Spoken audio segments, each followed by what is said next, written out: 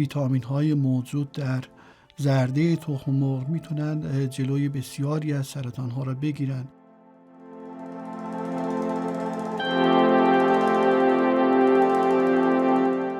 سلام، از مجموعه فارمفا در خدمتتون هستیم. این جلسه میخوام در رابطه با خواص درمانی تخم مرغ مطالبی رو خدمت شما دوستان عزیز ارائه کنم. در حالت کلی تخم مرغ رو میتونیم به عنوان یک آشپزخانه مغذی در نظر بگیریم که تمامی مواد معدنی، ویتامین ها، اسیدهای چرب درش موجود هست، به عنوان یک غذای کامل به حساب میاد. اما در رابطه با میزان استفاده از تخم مرغ و چالش هایی که در رابطه با مصرف تخم مرغ وجود داره، آیا بعد از مصرف تخم مرغ ما کلسترولمون میره بالا یا مشکلاتی برامون ایجاد میشه، در این رابطه مطالبی رو خدمت شما دوستان عزیز ارائه میکنم. میپردازیم به آمار سرانه مصرف تخم مرغ در ایران و جهان، ببینیم که میزانش به چه صورت هست در کشورمون و در دنیا چقدر مورد استفاده قرار میگیره. سرانه مصرف 198 عدد تخم مرغ هست در سال. البته طی 8 سال گذشته میزان مصرف سرانه کشورمون 160 عدد تخم مرغ برای هر نفر بود که یه مقدار میزانش رفته بالا، که این هم بستگی داره به فرهنگ استفاده، تبلیغاتی که باید در این زمینه صورت بگیره. با توجه به اینکه تخم مرغ واقعا یک غذای کامل هست، به همین ترتیب باید فرهنگ استفاده از تخم مرغ در جامعه رواج پیدا کنه. سرانه استفاده از تخم مرغ در جهان حدود 300 عدد هست که بیشتر از ما در کل دنیا استفاده میکنن از تخم مرغ. با توجه به اینکه فرهنگ مصرف به هر حال در اونجا بیشتر هست، روی فرهنگ مصرفشون کار شده، کارهای تبلیغاتی شده، و همین خاطر میزان استفاده هم بیشتر هست. میزان تولیدمون در کشور حدود 950,000 تن، الان به حدود 1 میلیون تن هم رسیده که میزان خوبی هست و قیمتش هم تا حدودی مناسب هست. اگر همین قیمت رو ما مد نظر قرار بدیم، میتونیم به هر حال هفته‌ای 3-4 تا تخم مرغ در سبد غذایی خودمون قرار بدیم تا بتونیم پروتئین ها، مواد معدنی، ویتامین ها و کلیه اجزای مورد نیاز رو از طریق تخم مرغ کسب کنیم. مواد مغذی که در داخل تخم مرغ وجود داره عبارت از فسفر، پتاسیم، کلسیم، آهن، B12، B2، ویتامین D و ویتامین آ که بیشتر مواد مغذی در واقع تخم مرغ رو تشکیل میدن. فسفر حدود 86 میلی گرم، پتاسیم 63 میلی گرم، کلسیم 25 میلی گرم، آهن 59 میلی گرم و ویتامین ها B12 25%، B2 15%، ویتامین D 9% و آ 8% مواد مغذی تخم مرغ رو تشکیل میده. اما زرده تخم مرغ در واقع خونساز هست، به خاطر اینکه میزان آهن موجود در زرده تخم مرغ بالا هست. اونهایی که خستگی دارن دچار مشکل هستن به خاطر جذب سهل الهضم آهن در تخم مرغ، به راحتی میتونن اون خستگی روزانه خودشون رو برطرف کنن. موجب خونسازی در بدن میشه و میتونه بسیاری از موارد مربوط به کمخونی رو در بدن حل کنه. نکته بعدی پیشگیری از سرطان هست. سلنیوم و سایر ویتامین های موجود در زرده تخم مرغ میتونن جلوی بسیاری از سرطان ها را بگیرن. در واقع تحقیقات بسیار زیادی هم در این زمینه صورت گرفته و این ثابت شده هست که در سبد غذایی خودمون بتونیم از این استفاده کنیم و از این میزان مواد معدنی و ویتامین استفاده کنیم. همچنین زرده تخم مرغ به دلیل دارا بودن لوتئین و گزانتین در پیشگیری از سرطان دستگاه گوارش، کولون و ریه بسیار مؤثر هست. دوستان، تمامی مواردی که در بحث امروز مطرح میشه بر اساس تحقیقات هست، منتها به لحاظ اینکه ما اون فرصت لازم رو نداریم همه تحقیقات لازم رو در اینجا بیاریم، فقط ما اشاره میکنیم که اینها بر اساس مستندات خدمتتون ارائه میشه. نکته بعدی در رابطه با سلامت مو و ناخن هست. تخم مرغ سرشار از اسیدهای آمینه است، حاوی سولفور و ویتامین ها و مواد معدنی. در حفظ مو و ناخن بسیار مهم است. اسیدهای آمینه در ترکیبات خودشون گوگرد دارن. همین گوگرد باعث میشه که ما سلامت مو رو داشته باشیم، سلامت ناخن‌های خودمون رو داشته باشیم.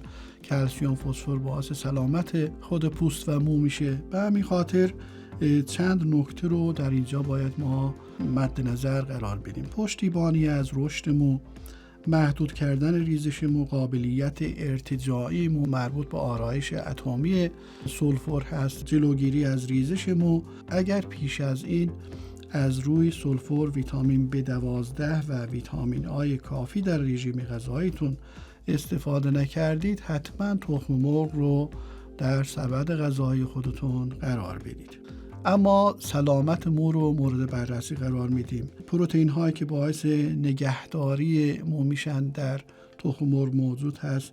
تیمز فریز، اینها باعث در واقع جلوگیری از مو خراشیدن موها میشن و این فرایند رو پیشگیری میکنن. کاندیشنز نچرالی، اون حالت طبیعی مو رو میتونیم در واقع با خوردن تخم مرغ، با مصرف تخم مرغ میتونیم اون حالت طبیعی موی خودمون رو حفظ کنیم. adds luster to your mane، روشنایی و صافی و روشنی مو رو در واقع برامون حفظ میکنه. مصرف تخم مرغ هم یکی از عواملش هست. enhance hair growth، در رابطه با رشد در واقع مو برامون کمک میکنه. این هم یکی از عواملش هست. تخم مرغ نه تنها در صنعت خوراکی، در صنعت بهداشتی، آرایشی، در شامپوها، در بسیاری از مواردی که مربوط به بهداشت مو و بهداشت پوست میشه، در اونجا هم مورد استفاده قرار میگیره و آثار بسیار خوبی رو از خودش بر جای گذاشته. نکته بعدی پیشگیری از بیماری‌های قلبی و عروقی است. دوستان ببینید تحقیقات خیلی زیادی در این زمینه صورت گرفته. بسیاری از اونهایی که تخم مرغ را مصرف میکنن چنین میپندارن که بعد از مصرف تخم مرغ میزان کلسترول بدن اینها بالا میره، میزان چربی بدن اینها بالا میره، در صورتی که به هیچ وجه اینجوری نیست. با مصرف در واقع تخم مرغ شما میزان کلسترولتون بالا نمیره، در واقع اون کلسترول بد بدن از بین میره، کلسترول خوب تقویت میشه و شما در واقع میتونید از مواد معدنی، چربی و اسیدهای چرب نیز استفاده کنید و هیچ مشکلی هم در این زمینه براتون ایجاد نمیشه. منتها یه مسئله‌ای که در اینجا هست خدمت دوستان بگیم، اون همین که کسانی که دچار در واقع مشکلات ژنتیکی به لحاظ افزایش چربی بدن دارن، یعنی که کلسترول اینها به لحاظ ژنتیکی بالا هست، این گونه افراد حتما باید در مصرف تخم مرغ اون مسائل مربوط رو رعایت کنن، با پزشک خودشون حتما مشورت‌های لازم رو داشته باشن که میزان کلسترول خون اینها بالا نره. ولی به هر حال میتونن هفته 1-2 بار از تخم مرغ استفاده کنن با رعایت شرایطی که خدمت دوستان گفتیم. نکته بعدی تکامل سلول‌های مغز جنین و تقویت ذهن است. کولین موجود در تخم مرغ در داخل زردیان به صورت مادی به نام لیسیتین یافت میشه. 2 عدد تخم مرغ با تامین حداقل 250 میلی گرم کولین حدود 50% نیاز روزانه یک خانم باردار و شیرده رو تأمین میکنه. نترسید از خوردن تخم مرغ. تخم مرغ رو حتما در سبد غذای خودتون قرار بدید. خانم‌های باردار هم هفته 2-3 بار استفاده کنند. برای مغز جنین، رشد مغز جنین بسیار مهم و ضروری هست. این ماده در تکامل مغز جنین مؤثر هست. همچنین زرده تخم مرغ در پیشگیری از بیماری آلزایمر و اسکیزوفرنی بسیار مهم هست و همه این مسائل همونطوری که خدمت دوستان گفتیم بر اساس تحقیقاتی که صورت گرفته خدمت دوستان ارائه میشه. نکته بعدی سلامت چشم هست. زرده تخم مرغ غنی ترین و مهمترین منبع تأمین لوتئین و گزانتین مورد نیاز بدن هست. در واقع این مواد به ویژه برای سلامت چشم ها ضروری هستند، باعث حفاظت سلول های چشم از آسیب های مختلف به ویژه دژنراسیون و تخریب سلول های ماکولای چشم میشن.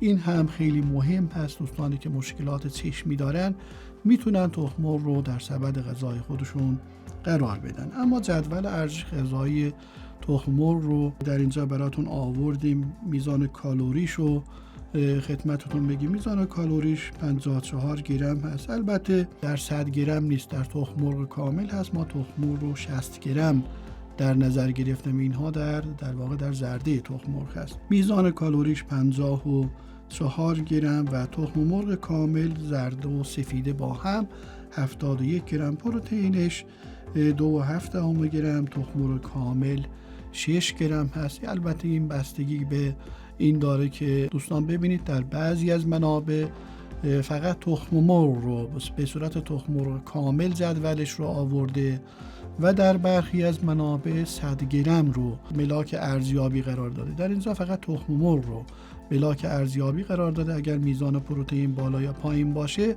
به خاطر این هست که ما فقط یه دونه تخم مرغ رو در نظر گرفتیم. چربی 4.5 گرم و تخم مرغ کاملش 5 گرم. کلسترول 215 211، ویتامین ها 245 244، ویتامین B12 33 صدم 65 صدم، روی 36 صدم و 39 صدم، پتاسیم 19 و 67 گرم، ویتامین D 18 و 18 که کلا در تخم مرغ کامل وجود داره. کلسیم هم 22 و 26، آهن هم 46 صدم تا 92 صدم در تخم مرغ کامل وجود داره. اما مواد معدنی و ویتامین ها در این جدول دوستان همونطور که مشاهده میکنید پر 100 گرم هست، یعنی اینها رو در 100 گرم تخم مرغ محاسبه کرده. یعنی که اگر ما 100 گرم تخم مرغ استفاده کنیم به چه میزان مواد معدنی و ویتامین وارد بدن میشه و پروتئین چقدر بالا میره و انرژیمون چقدر افزایش پیدا میکنه. در اینجا هم ویتامین B4 293.8 گرم، ویتامین B5 1.53، ویتامین E 1 میلی گرم. البته دوستان میلی گرم هست، اینو من از نو میگم. ویتامین B4 293 میلی گرم، B5 1.5 میلی گرم، ویتامین E 1 میلی گرم، ویتامین B2 457 میلی گرم، ویتامین B6 17 میلی گرم. و به این ترتیب بریم سراغ مواد معدنی، ببینیم مواد معدنی به چه صورت هست.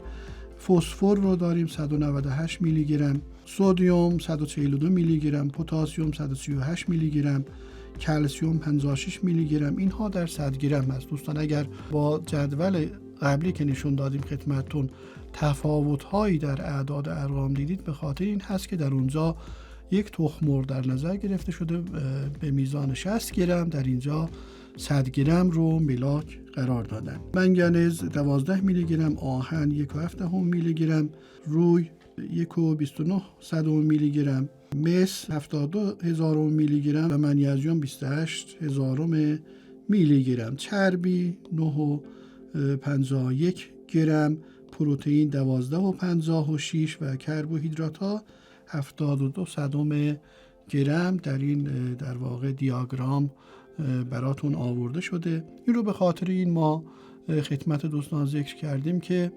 میزان در واقع مواد معدنی و ویتامین ها رو هم در تخم مرغ شما داشته باشید.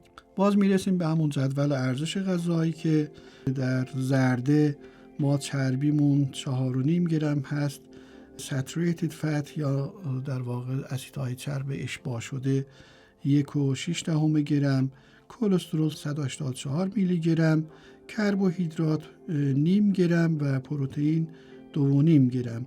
در سفیده تخم مرغ هم همونطور که مشاهده میکنید چربی اصلا موجود نیست، اسیدهای چرب هم اشباع شده ما نداریم، کلسترول هم به هیچ وجه موجود نیست در سفیده تخم مرغ، کربوهیدرات یعنی در قند و مواد قندی هم به هیچ وجه نداریم و پروتئین هم 4 گرم است. مجموع پروتئین زرده و سفیده به صورت کامل حدود 6 تا 7 گرم در یک تخم مرغ کامل میتونید شما در دسترستون قرار بدید. اما بهبود عملکرد بدن یکی از خواص تخم مرغ است.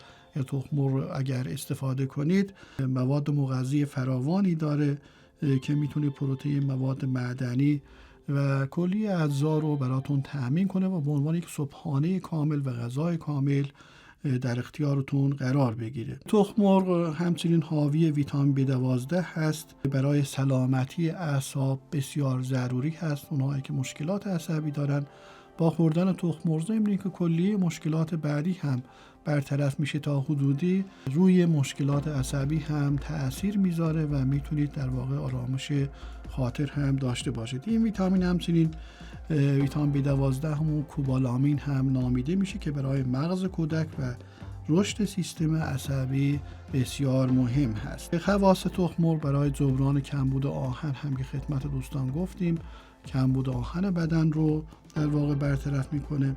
برای بهبود و سلامت مغز هم باز اشاره کردیم که در رشد مغز نوزاد و جنین، همچنین رشد مغزی جوانان و کودکان بسیار اهمیت داره. اگر بتونید به صورت آبپز از این استفاده کنید، باز در واقع سلامت بیشتری رو میتونید از این طریق تأمین کنید. نکته بعدی خواص تخم مرغ برای تقویت استخوان هاست. تخم مرغ حاوی ویتامین D هست، برای جذب کلسیم و تقویت استخوان ها بسیار ضروری هست.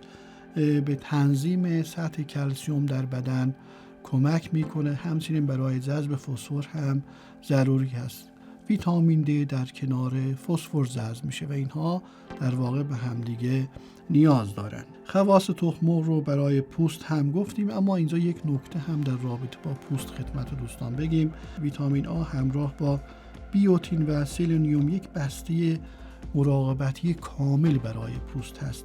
این دفاع سه جانبه به صورت هماهنگ عمل میکنه. اگر شما ویتامین A، بیوتین و سلنیوم رو در یک جا داشته باشید، به صورت یک پک عمل میکنه اینها و میتونه بسیاری از مشکلات پوستی رو براتون حل کنه. سلنیوم هم به عنوان خط اول دفاعی بدن، به عنوان محافظ پوست در برابر آسیب‌های اکسیداسیون به حساب میاد. حتما دوستان این رو مد نظر قرار بدن به عنوان یک ماده بسیار خوب که در داخل تخم مرغ هست، جزو خواص تخم مرغ هست که بتونید ازشون استفاده کنید. اما خواص تخم مرغ برای گردش خون مناسب هست. به عنوان یک صبحانه در واقع میل کنید با توجه به املاح و مواد معدنی که داره گردش خون رو تسریع میکنه و کمک میکنه که گردش خون مناسبی رو داشته باشید. نکته بعدی حفظ ایمنی بدن هست. وجود مقادیر بالای مواد معدنی نظیر آهن، روی فسفر در تخم مرغ به سلامتی بدن و سیستم ایمنی بدن کمک شایانی رو میکنه. اما عوارض و مضرات تخم مرغ رو هم یه مقدار اشاره کنیم بهش. بعضی ها به تخم مرغ حساسیت دارن، البته بعضی ها به سفیده، بعضی ها به زرده، به اینا حساسیت دارن. این رو هم دوستان در نظر بگیرن. این حساسیت ها رو اگر اونهایی که به این ترتیب به تخم مرغ حساسیت دارن حتما با پزشک مشورت کنن یا به هر حال از اشکال دیگر تخم مرغ بتونن استفاده کنن. پروتئین تخم مرغ و سالمونلا که در داخلش هست، اینها موجب حساسیت در برخی از افراد میشه. لیسیتین و کلسترول هم سر جای خودش ممکنه باعث مشکلاتی برای بعضی از مصرف کننده ها بشه. این هم به خاطر این هست که گفتیم اگر ژنتیکی باشه، بله، مشکلاتی رو برای مصرف کننده ایجاد میکنه. اما سفیده تخم مرغ رو خدمت دوستان توضیح بدیم. به نام آلبومین هست. یکی از با کیفیت ترین و سهل الهضم ترین پروتئین هایی هست که در کل مواد غذایی پیدا میشه. برخی از اون رو پروتئین کامل میدونن به دلیل آرایش اسیدهای امینه و توانایی بدن در استفاده از این اسیدهای آمینه که بسیار راحت بدن از اینها استفاده میکنه. پروتئین سفیده تخم مرغ به ویژه حاوی مقدار بالای اسیدهای آمینه شاخه‌دار هست که میتواند به تولید پروتئین در عضلات در واقع کمک کنه. از نظر تحریک تولید پروتئین، سفیده تخم مرغ آثار مشابهی با پروتئین شیر داره و چه بسا از اون هم مناسب تره. اما چه تخم مرغ‌هایی رو ما استفاده نکنیم، یعنی چه تخم مرغ‌هایی رو در واقع نخوریم؟ نکته اولی که تخم مرغ خام مورد استفاده قرار نگیره. تخم مرغ خام حاوی آنزیمی به نام تیامین هست که باعث میشه ویتامین های B در بدن جذب نشه. حتما این رو دوستان مد نظر داشته باشن. سعی کنید که تخم مرغ حتما پخته باشه. تخم مرغ با زرده و سفیده قاطی شده. اگر دیدید یک جایی تخم مرغ زرده و سفیدش قاطی شده، یعنی اینکه فاسد شده، از اینها به هیچ وجه استفاده نکنید. تخم مرغ با زرده خشک، اگر زرده خشک رو در داخل سفید دیدید حتما دور بریزید و از اینها استفاده نکنید. تخم مرغ شکسته شده که در واقع چون تخم مرغ حاوی که در واقع بسته غذایی کامل هست، بلافاصله میکروارگانیسم‌ها بهش حمله میکنن. اگر دیدید که در واقع تخم مرغ پوستش شکسته شده، حتما اینو دور بریزید و ازش استفاده نکنید. تخم مرغ کپک زده و تخم مرغ‌های حاوی خون سعی کنن دوستان از این استفاده نکنن. و ما آخرین نکته در رابطه با تشخیص تخم مرغ سالم از ناسالم، تخم مرغ‌ها رو داخل یک ظرف بزرگ یا لیوان یا قابلمه میریزید. تخم مرغی که فاسد هست بلافاصله بالا خواهد اومد. تخم مرغ‌هایی که 1-2 هفته از تخم گذاری اینها در واقع گذشته به این صورت می ایستن، یعنی نوکشون به طرف بالا و قاعده اینها به طرف پایین هست. تخم مرغ‌های 1 هفته‌ای به یک سمت خم میشن و تخم مرغ تازه به صورت کامل ته‌نشین میشه که این هم موارد در واقع تشخیص تخم مرغ‌های سالم از ناسالم هست. خیلی ممنون که تا آخر ویدیو با ما همراه بودید. ما رو به دوستان خودتون معرفی کنید. سیو و شیر و لایک یادتون نره. اگر در رابطه با خواص تخم مرغ دوستان سوالی داشتن حتما کامنت کنن تا در اسرع وقت به سوالات شما عزیزان پاسخ داده بشه. خیلی ممنون. خدا نگهدار.